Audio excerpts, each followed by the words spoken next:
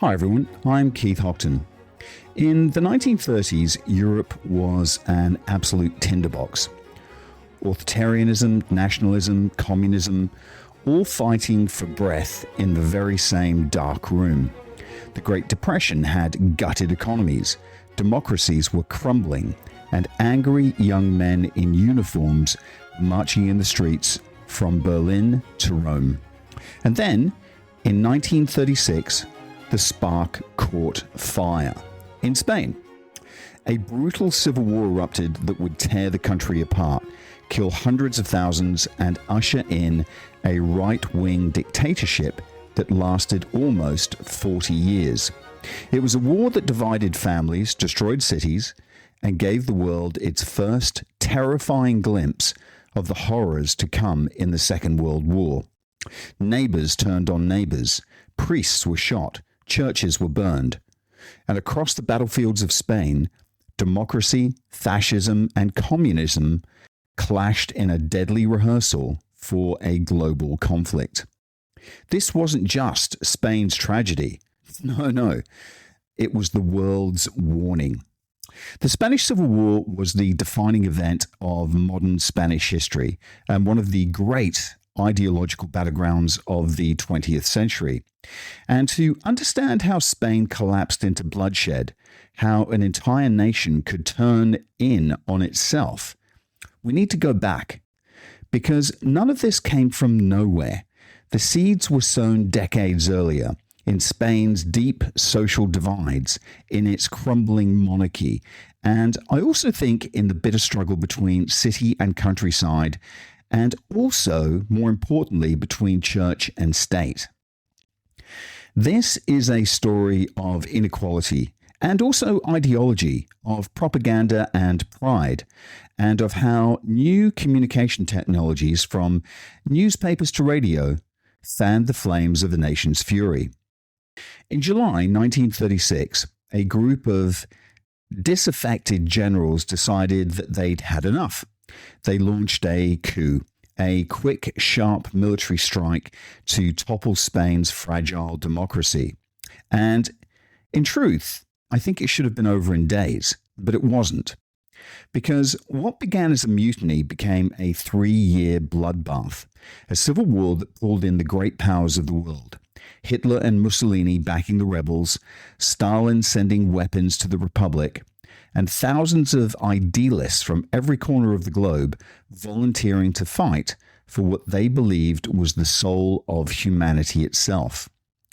By the time it ended in 1939, the Republic was defeated, and one man, General Francisco Franco, had taken control.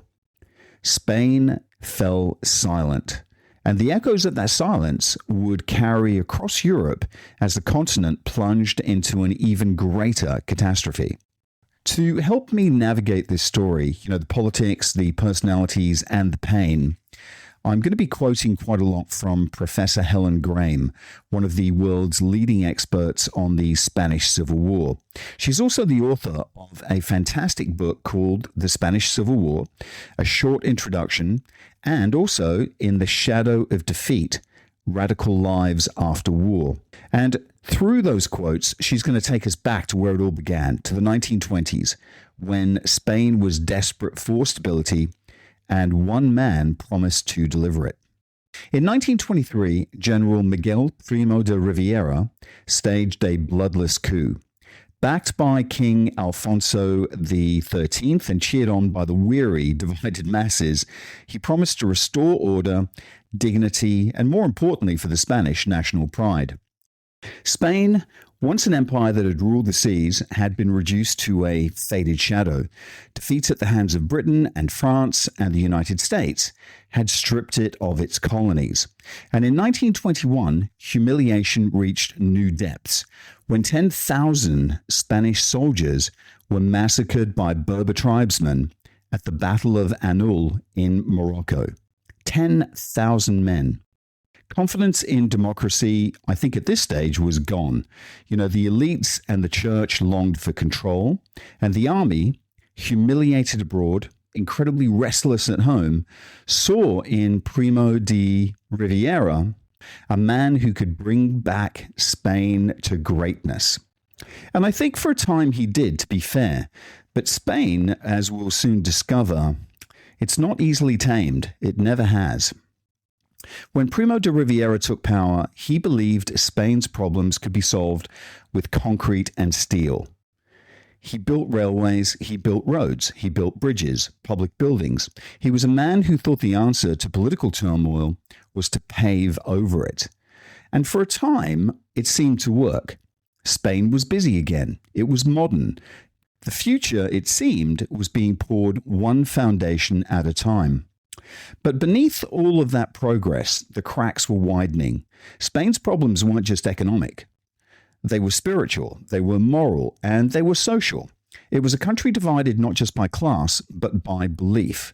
On the one side, the landed aristocracy, powerful, wealthy, deeply, deeply conservative, and on the other, the poor landless peasants working the fields, working the factories in places like Barcelona and Bilbao. Very restless young men and women in the cities who were demanding change. Primo de Rivera thought that he could modernize Spain's economy and make those divisions vanish. But Spain's problems ran far deeper than any engineer could fix. Vast rural poverty, deeply entrenched church, a restless working class. All of it was bubbling just below the surface. And I think, oddly enough, the spark didn't come from within. It came from a war Spain never even fought in. It started with the Great War, 1914 to 1918, and that was a conflict that redrew maps and destroyed empires. And even though Spain had stayed neutral, it didn't escape its reach. While France, Germany, and Britain bled each other dry, Spanish factories thrived. They sold food, metal, textiles, pretty much anything that could be bought and shipped to both sides. So money poured in, but it poured in very unevenly. A handful of industrialists and merchants became rich beyond imagination, while the working classes saw very little of it. Inflation, of course, then soared, food prices doubled, and resentment spread like wildfire. And the war might have ended elsewhere, but in Spain, its aftershocks were only beginning to reverberate. The city swelled as people fled from the countryside for work.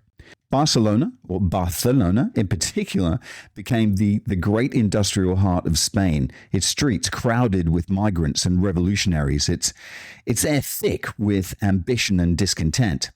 And it was there, in those teeming tenements and workshops, that the new Spain began to take shape.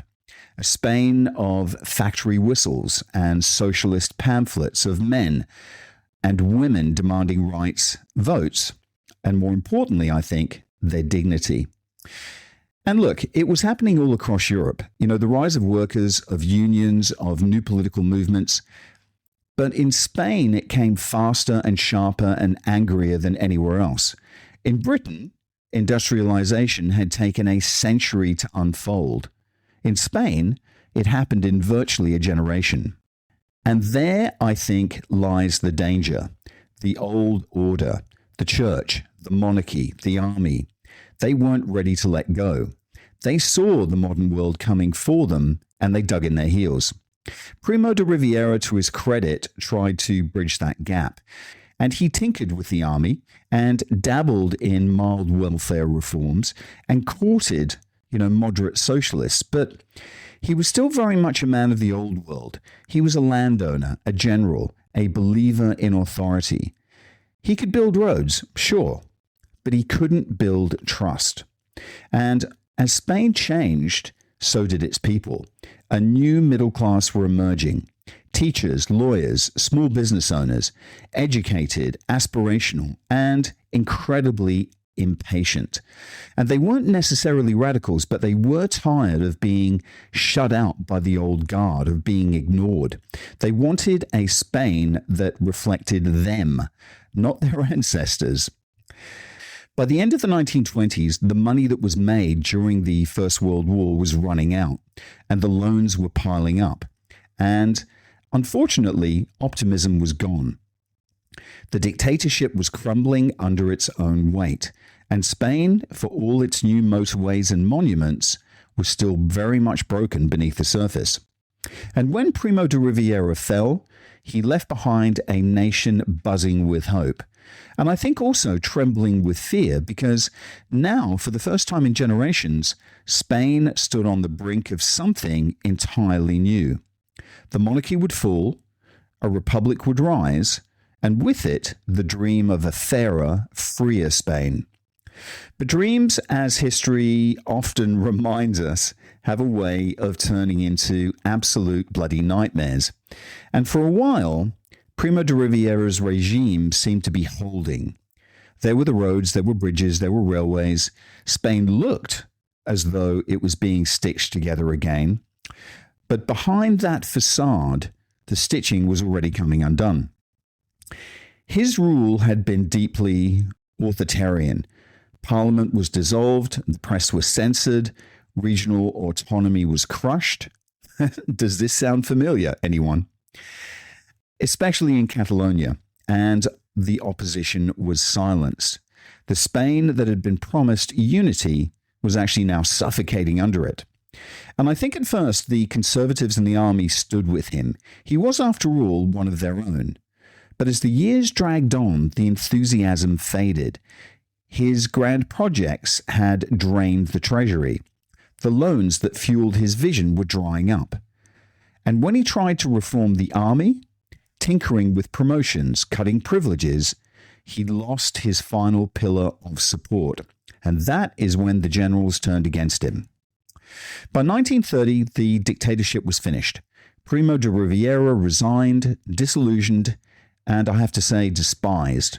He left quietly, slipping into exile, and he died a year later. But when he fell, he dragged down the monarchy with him. King Alfonso XIII, once seen as the symbol of Spain's unity, had tied himself too closely to the dictator's fortunes. And when that regime collapsed, so too did the monarchy's credibility. In April 1931, Spain voted overwhelmingly for Republican candidates in local elections. Crowds poured into the streets, waving red, yellow, and purple flags, cheering, singing, crying. The king had fled into exile. Spain declared itself a republic. The Second Republic, as it came to be known, was not a singular movement. It was a mosaic, I think, of dreams and hopes, a coalition of liberals, socialists, intellectuals, and, of course, idealists, a republic of school teachers and factory workers, of lawyers and laborers, of women, demanding the vote, and peasants demanding land. I think it was Spain's great experiment in democracy. And of course, it was fragile and it was idealistic. And as we'll see as we go through this story, it was tragically doomed. At its heart, it was a promise to build modern, secular, educated Spain. A Spain where the church no longer ruled the classroom, where women could vote, and where land would be shared more fairly. For a country still reeling from centuries of inequality, it was an absolute revolution in everything but name. The early reforms, I think, were also sweeping. The army was cut back. This was a good thing. The church was stripped of its control over education. That's a very good thing. And Catalonia and Basque Country were granted autonomy. And the government launched an ambitious campaign to, I suppose, bring education to every corner of Spain, building thousands of new schools, training teachers, and spreading literacy and light. That can only be a good thing. But there was one thing they could never build fast enough: patience. Spain was still a poor country and still very deeply divided, and the new republic promised change, but real change, as we've come to know it, is slow, and Spain's poor couldn't afford to wait. The landless laborers, of the south, they wanted land reform, real reform, but the government's plan was gradual, bureaucratic, and very expensive. They promised to compensate landowners rather than expropriate them, which meant progress crawled, literally crawled. The money simply wasn't there. The Republic borrowed for schools, yes, thousands of them, but not for land. So, for the peasants of Andalusia and Extremadura, hope turned to anger. At the same time, the working classes in the cities demanded better wages, better conditions, and real social protection. They'd helped bring the Republic to life, and now they wanted to see the results. But the government, saddled with debt and facing a global depression, could only offer so much. And that, I think, was the tragedy. For all its idealism, the Republic was caught between its promises and its purse. I also have to say that it did more for ordinary Spaniards than any regime before it, and yet, to many, it still wasn't enough. The left accused it of betrayal. The right accused it of revolution. The armies distrusted it. The church denounced it. And across Spain, from the olive fields of Seville to the back streets of Madrid, the dream of a modern republic began to fracture. And within 5 years, that dream would be in ruins, drowned in blood. But for a brief moment, folks, in 1931, it must have felt as though the dawn had finally come. The bells rang, the flags flew, and Spain, after centuries of kings and generals, called itself free. Meanwhile, as the Republic pushed ahead with reform, its very success began to sow the seeds of its downfall. Secular education, land redistribution, and regional autonomy were meant to build a new Spain, a fairer one, a freer one. But to the old order, they looked like heresy. The clergy, the aristocracy, the great landowners of Castile and Andalusia watched in horror as the Republic promised to educate the poor, to put books in the hands of children who had spent their lives working the fields. It was an assault not just on privilege, but on identity. To these people, education wasn't a right, it was a danger. And then came the coup attempt.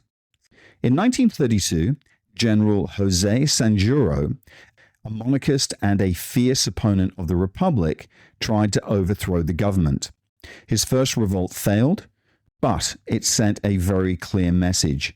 Spain's old guard would not go quietly. And beneath the surface, Spain was dividing into two versions of itself. On one side stood the Republicans, liberals, socialists, intellectuals, workers, and idealists. Believers, I guess, in progress and reason, in the light of education and the promise of equality. Their Spain was secular, forward-looking, born, I think, also of Enlightenment ideas that had once seemed to die with the loss of empire. But opposite them stood another Spain, a Spain of priests and generals and landlords, a Spain rooted in the soil, in the church, and in a medieval version of hierarchy and obedience. And to them, the Republic's reforms were not progress. They were almost seen as the apocalypse. It wasn't just that the elites who saw it this way either. The Republic's enemies reached deep into the countryside, into the villages of Castile and Leon, where smallholders lived close to the land and closer still to the priests. The peasants owned almost nothing. A few acres here and there, a goat, a patch of wheat. But what they did have in abundance was faith. To them, the Republic's talk of a secular education sounded like godlessness. The separation of church and state, they were told, was the beginning of the end of Catholic Spain. And they believed it, because belief, after all, is more powerful than reason. The peasants became the foot soldiers of what would later be called Franco's crusade. Men who actually believed they were defending not just a political system, but I think also the soul of Spain itself. And it's important to understand just how deep that sense of hierarchy ran. Spain was no longer feudal in any real economic sense, but socially, especially in the Deep South, it might as well have been. The great estates stretched for miles, and the people who worked them were tied to their landowners by generations of obedience. The chapel was on the estate. The priest was in the landlord's pocket. And the idea that those workers should be educated, that their children should one day read and write and question, Well, I think that was the most terrifying prospect to those in power. The church hierarchy, among the most conservative in Europe, saw itself as the guardian of Spain's divine order. Education was their domain, and it existed to maintain the ladder of class and faith. The poor were to be taught obedience, not ideas. And so, as the Republic built schools and trained teachers, the church preached against it. Every classroom that opened in a rural village felt to them like an attack on God. And it's really hard, I suppose, for us to imagine just how absolute that worldview was. A Spain where change itself was a sin, where to question authority was to question heaven. And yet, that was the Spain the Republic was trying to reform. It was never a simple battle of left versus right. It was modernity versus tradition, reason versus revelation. And as both sides dug in, compromise became impossible. In the 1933 elections, the pendulum swung sharply back to the right. A coalition of Catholic conservatives, landowners, and monarchists won on a platform of defending the church and restoring order. They promised to roll back what they saw as a wave of godless socialism and moral decay. The Republic's great experiment, only 2 years old, was already beginning to unravel. The dream of progress had awakened something older, darker, and I think infinitely harder to contain. And of course, the next 2 years became known as the Black Biennium, the Dark Years. Spain, once full of promise and reform, shifted sharply to the right. The Republic's idealism was faltering, its unity crumbling, and the country descended into bitterness, fear, and violence. The Catholic conservatives didn't take power immediately, but their influence was everywhere. In 1934, the government, trying to steady itself, brought conservatism ministers into the cabinet. To the left, it looked like a betrayal, and I think also a surrender to fascism. In Asturias, the miners rose up in fury. It began as a strike and then exploded into a revolution. Workers stormed army barracks, they seized towns, and declared a workers' republic. For 2 brief weeks, much of Asturias was in their hands. Food was seized and redistributed. Local committees ruled. The church was burned, priests were killed, and it was chaos and idealism and terror all mixed together. And when the government sent in the army to crush the rebellion, they sent a man who would soon become a household name, Francisco Franco. Franco had actually spent much of his life in uniform. He'd earned his reputation in the brutal colonial wars of North Africa, leading Moroccan troops under Spanish officers. A young, ambitious soldier with a streak of cold efficiency. By his mid-20s, he was already the youngest major in the Spanish army. He joined the new elite unit, the Spanish Foreign Legion, and returned to Morocco to fight in the Rif War of the 1920s. I have to say, a brutal, unforgiving conflict that really shaped his view of the world. Franco, well, he was efficient. He was disciplined. More importantly, he was ruthless. When Asturias erupted, it was Franco who was sent in to crush it, and he brought with him the Foreign Legion and the Moroccan regulars, the same men he'd commanded in Africa against his own people. And they swept through Asturias with overwhelming force. Thousands were killed, tens of thousands were imprisoned, tens of thousands were tortured and then executed. And of course, then mass reprisals followed. The repression was total. And with it, the last fragile bonds of trust in Spanish politics. It snapped. To the right, the Asturias revolt proved that the left were Bolsheviks, dangerous and violent. To the left, Franco's crackdown proved that fascism had finally arrived in Spain. And from that point on, dialogue became impossible. Across Europe, people were watching. Italy was under Mussolini, Germany was under Hitler, and in the Soviet Union, Stalin was tightening his grip. Everywhere, the continent was dividing along ideological lines, and Spain, it seemed, would be next. By 1935 and 1936, Spain had become a country of assassinations, of reprisals and fear. Militias patrolled the streets. Newspaper offices were bombed. Politicians were shot in broad daylight. Left-wing and right-wing papers fed the hysteria, each reporting every clash as proof that the nation was sliding towards collapse. And yet, it wasn't all chaos. The pattern of violence was uneven. It was localized. In many towns, life carried on. But the idea of collapse, the fear of revolution or repression, was enough to make it real. Conservative newspapers shouted that Spain was in flames, that the Republic was losing control. And you know what? It actually didn't matter whether it was true or not. What mattered was whether the people believed it or not. In the spring of 1936, tensions reached breaking point when a prominent right-wing politician, José Calvo Sotelo, was assassinated after being taken by police loyal to the Republic. It was the spark the military conspirators had been hoping for. In truth, I think the plot was already well underway.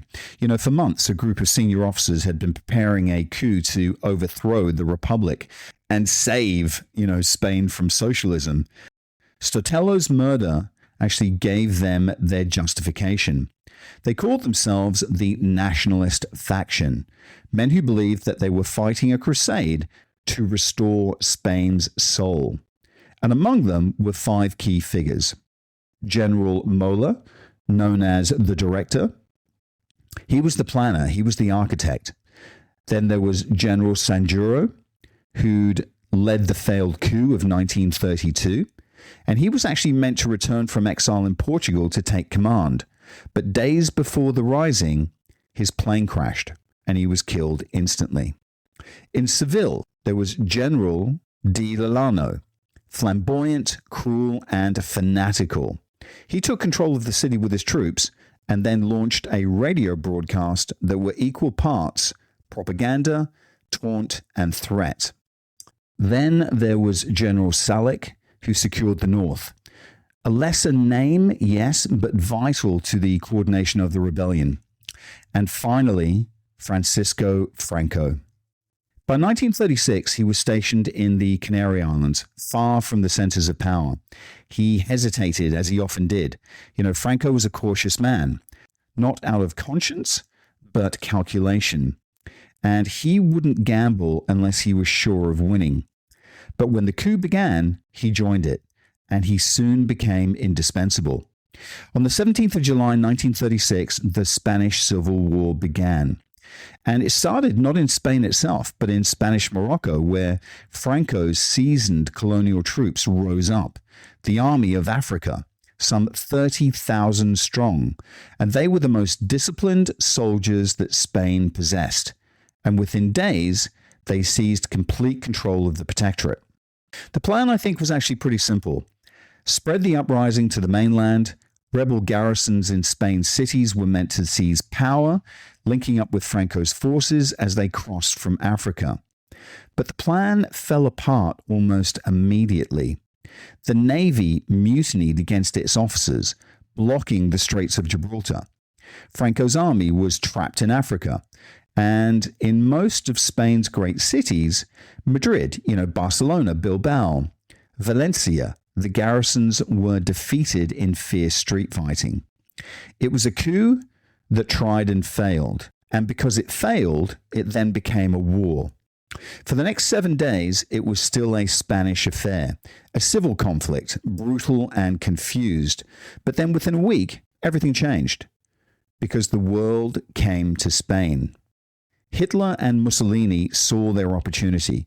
The Germans and the Italians supplied planes and pilots to airlift Franco's troops across the straits, the first major airlift in history.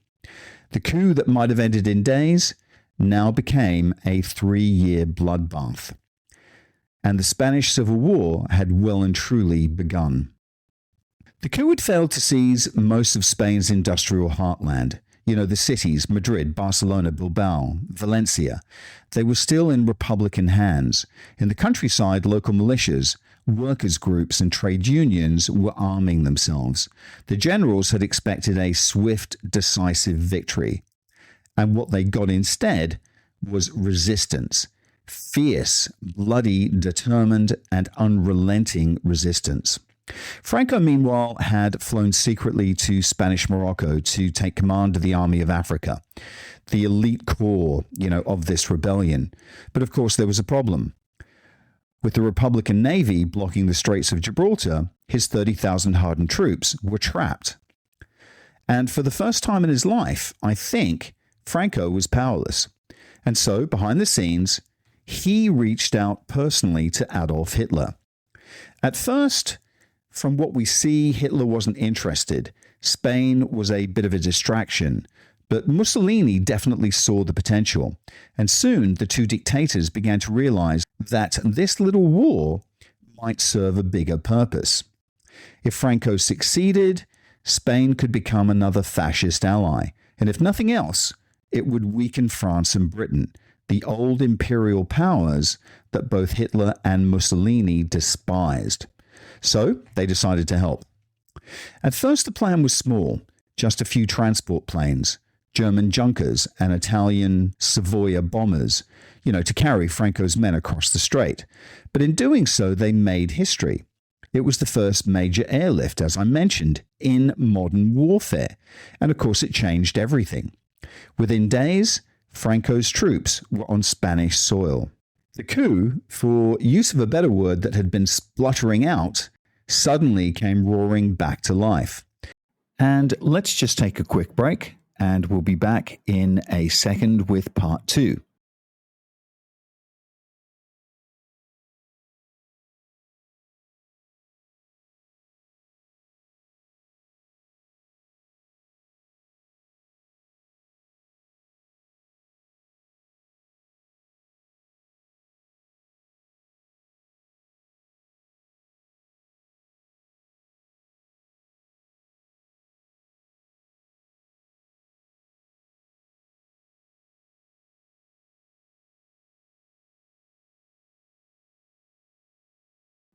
And we're back.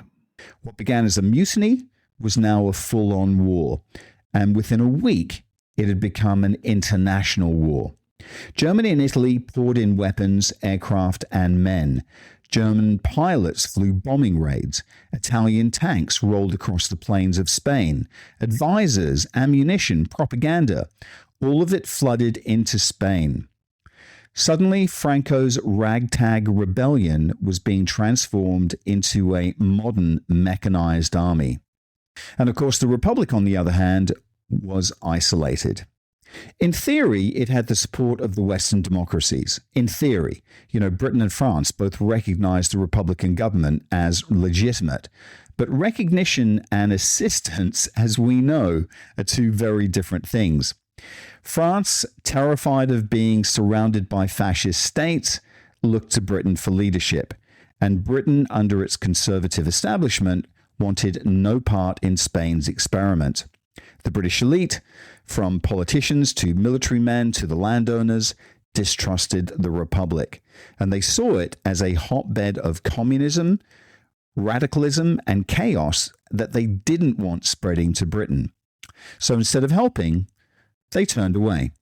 In public, Britain and France proposed what they called the policy of non-intervention. And, it sounds noble, doesn't it? It sounds impartial, perhaps even reasonable, but in reality, it was a death sentence for the Republic. Because while the democracies debated, the dictators acted.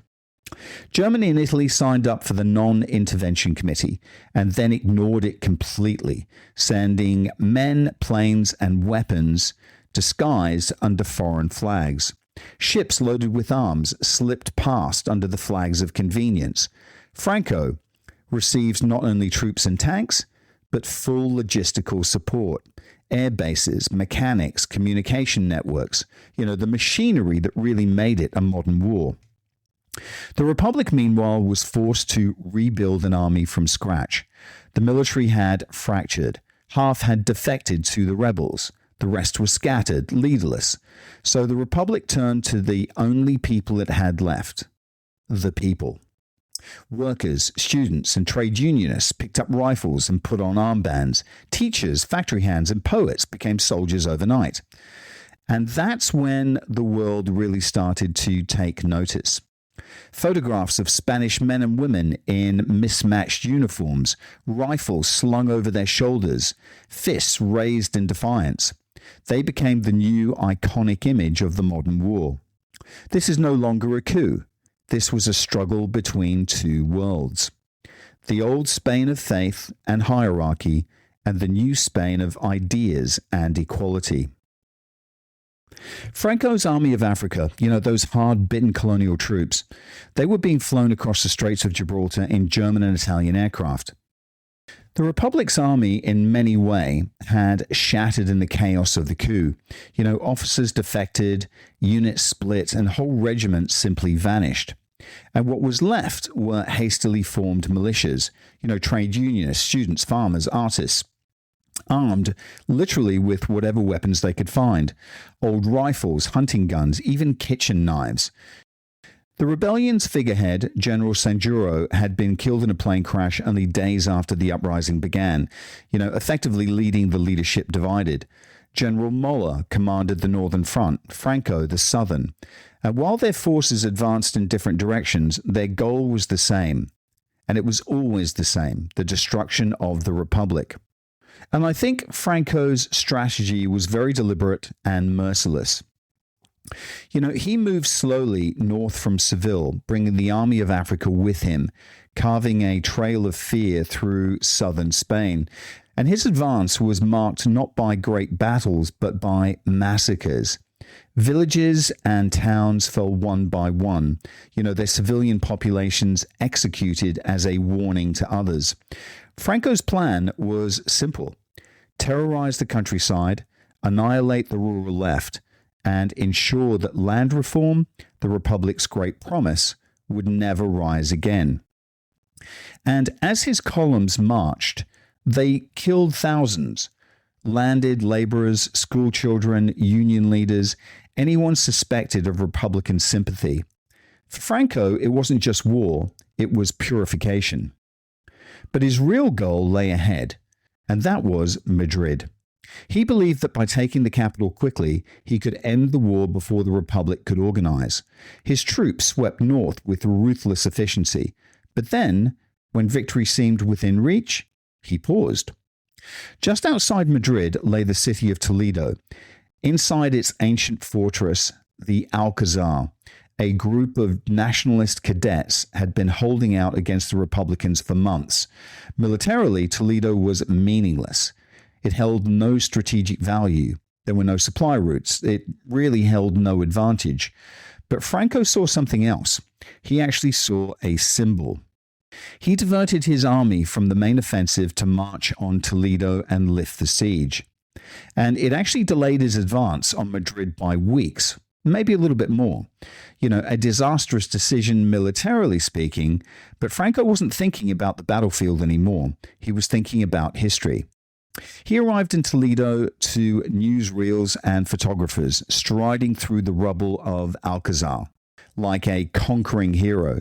He posed with the rescued cadets, inspected the ruins, and stood before the camera like Spain's savior. I think to the world it probably looked like victory, but to Franco it was actually the beginning of his myth and legend. This war was far from over. In truth, it had only just begun. Already, Franco was playing the long game, turning a military revolt into a movement, a dictatorship, and creating his own legend. But by the time Franco had finished parading through the ruins of Toledo, the moment had passed, and the Republic had rallied. Madrid, the great prize, was no longer defenseless. The city had organized itself in the face of annihilation. Street by street, plaza by plaza, the people built barricades. dug trenches and armed themselves with whatever they could find. Old rifles, hunting guns, homemade grenades. Madrid would fight. Franco believed he could take the capital in days. Instead, the siege would drag out for almost 3 years. As his column advanced on the city in the autumn of 1936, they were met not by a professional army, but by civilians. Bakers, factory workers, university students, even football fans. They fought with a desperation born of conviction. And to them, this wasn't just a battle for a city, it was a battle for the idea of Spain itself. And soon the cry went up, "They shall not pass. No pasarán." And it actually became the anthem of the Republic, echoing through the streets and the smoke and the rubble of Madrid. Franco's troops pressed in from the west. They shelled the outskirts, they bombed the neighborhoods, and they filled the sky with German and Italian planes. The city was burning, but it would not fall. And then something extraordinary happened. Volunteers began to arrive, not just Spaniards, but men and women from every corner of the world. From New York and London and Paris and Warsaw and Dublin and Sydney and Cape Town and even Shanghai. And they came to fight for the Republic, for democracy, for the belief that fascism could still be stopped. And they came as poets and dreamers and idealists and outcasts, and they called themselves the International Brigades. By the end of 1936, there were around 35,000 of them. Some had never fired a gun before. Many would not survive their first battle. But their presence turned Madrid into a symbol, not just of Spain's struggle, but of humanity's. The world's great writers and artists lent their voice to the cause. Ernest Hemingway, George Orwell, Pablo Picasso. All of them wrote from the front line. Picasso would soon paint the country's most searing anti-war image, Guernica. But for now, the front was Madrid, and the war was chaos. German bombers, the Condor Legion, pounded the city, testing tactics that would later devastate Europe. Italian aircraft strafed civilians in the streets. Whole districts were reduced to rubble. And yet, the city held. Madrid refused to surrender. Everywhere else, the war dragged on, across mountains, plains, and the ports. The north fell bit by bit. The south became Franco's base. The Republic, isolated and exhausted, still controlled the industrial heartland and the capital. But the odds were hopelessly stacked.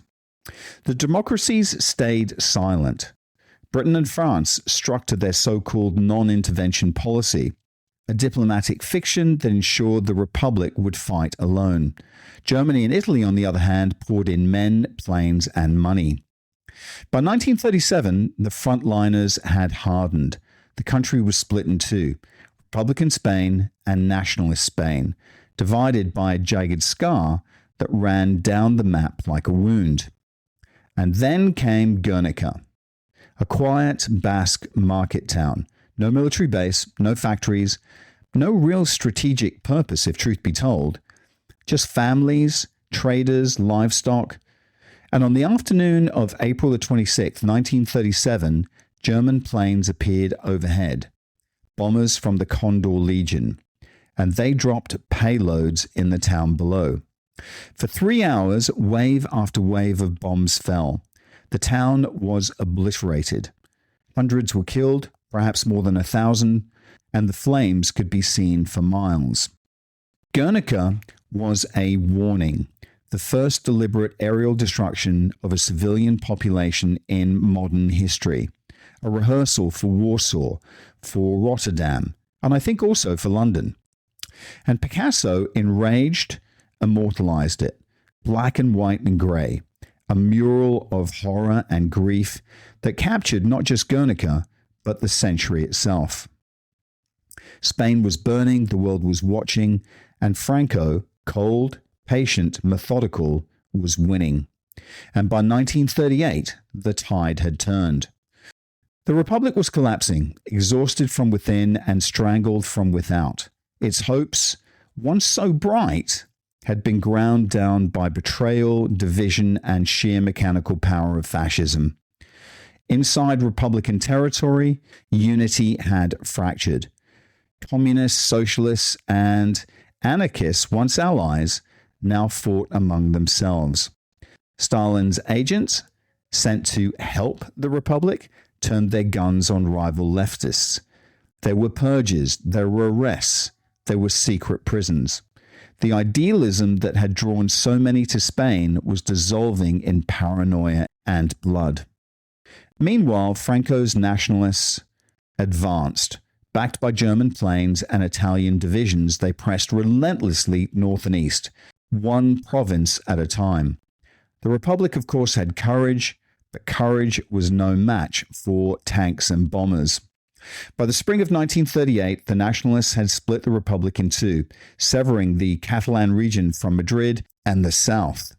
Refugees flooded the roads, hundreds of thousands of them, families dragging what little they could carry, fleeing the advancing columns.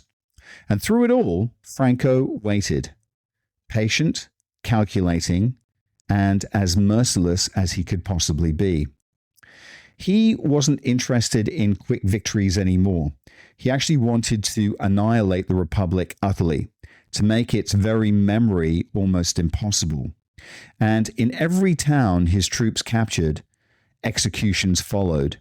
Teachers, trade unionists, journalists, anyone who had ever spoken for reform were lined up and shot. The nationalists called it cleansing. The world would come to know it as white terror. By 1939, Madrid was starving. The siege had lasted nearly 3 years. The city was ringed by artillery, bombed daily, its people reduced to boiling weeds and eating stray cats. Still, they refused to surrender. But I have to say, at this stage, I think hope was utterly gone. France and Britain, more fearful of Hitler than sympathetic to Spain, still clung to the non-intervention policy, and they watched as the Republic bled out, really kind of unwilling to act. And then in March 1939, Franco's forces entered Madrid, and the war was over. In its wake lay ruins, nearly 500,000 people dead, another 500,000 people in exile, cities destroyed, villages burned, families torn apart. And over the ashes rose one man, Francisco Franco, caudillo, ruler of Spain. His dictatorship would last almost 40 years, and he called it National Catholicism, a Spain purified by faith and unity, but it was built on silence and fear and repression. The prisons soon filled, the schools returned to church control, and the names of the dead were never spoken again. And the dream of the Republic, of freedom, of equality, of education for all, was buried beneath the crosses of mass graves. But the war's echoes carried far beyond Spain. It was a warning, one that the world chose not to hear.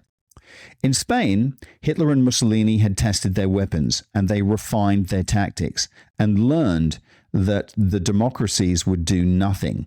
This is the important thing. Guernica was just the beginning. The bombers that destroyed it would soon fly over Warsaw, Rotterdam, Paris, and London. And I think the Spanish Civil War was not just Spain's tragedy. It was Europe's dress rehearsal for the catastrophe about to take place. When Franco died in 1975, Spain emerged into democracy once again, but the scars never healed completely. Families still search for the bones of the disappeared and whisper the names that were once forbidden. Because in Spain, history is not past. It actually breathes beneath the soil. So what do we take from this? The Spanish Civil War began as a battle for Spain's future, but it ended as a warning for the world. It effectively showed us how fragile democracy can be and how quickly hope can turn to hatred and how silence, the silence of those who should have spoken, can become complicit. When Franco rose to power, he promised order and unity. What he gave Spain was fear. For 40 years, that fear shaped everything. What could be said, who could be trusted, who could live freely and who could not. And yet beneath that silence, the Republic spirit never completely died. It lived on in exile, in poems and paintings, in memories of those who had fought and lost but refused to forget. Pablo Neruda once said, "You can cut all the flowers, but you cannot keep spring from coming." Spain did find its spring again, slowly, cautiously, when Franco died in 1975. The country effectively then stepped out from his shadow and began to rebuild, not just its politics, but its soul. Today, the scars of that war still mark the landscape, and in the hills and the fields, mass graves are still being uncovered. The bones of teachers, farmers, and dreamers who dared to believe in a better Spain. However, in the towns and the villages, the memories still divide families, and they still haunt conversations, and they still whisper through generations. History in Spain is never far away. The Civil War was not just a Spanish story. It was the story of a century, of freedom against tyranny, of light against darkness, of what happens when the world looks away. We can't do it again. Because the truth is, the bombs that fell on Guernica did not stop in Spain. They kept falling. They fell on Warsaw, on London, on Dresden, on Hiroshima. And the world had been warned.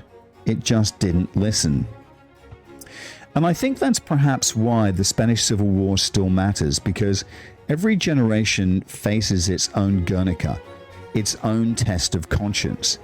And the question remains the same. When we see tyranny rising, will we speak or will we turn away? I'm Keith Hocton, and this has been Rearview Mirror Chronicles. Thanks for listening in, folks. Bye for now.